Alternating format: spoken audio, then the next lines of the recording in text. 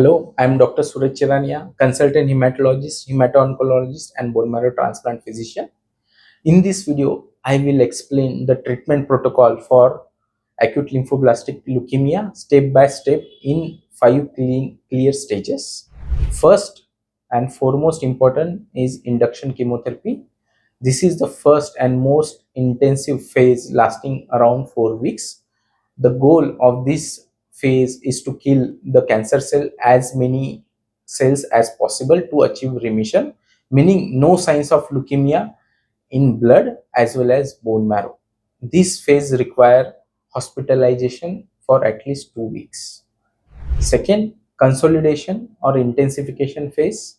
Once remission is achieved, this phase uses the stronger chemo to eliminate any leftover leukemia cells in the body. It includes intravenous, oral, and sometimes intrathecal chemotherapy and may last for 2 to 4 months. Third, CNS prophylaxis means central nervous system protection. Leukemia cells can hide in the brain or spine.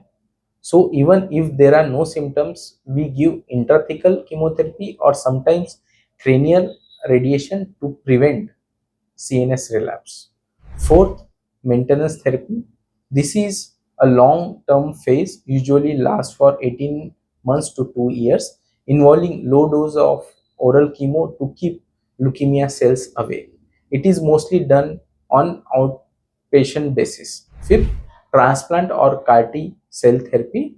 If the disease doesn't respond well or come back, we may consider bone marrow transplant or CAR-T cell therapy.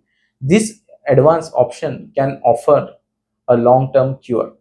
With right care and consistency, many patients, especially children, can achieve a complete cure. Thank you for watching. Stay strong and stay informed.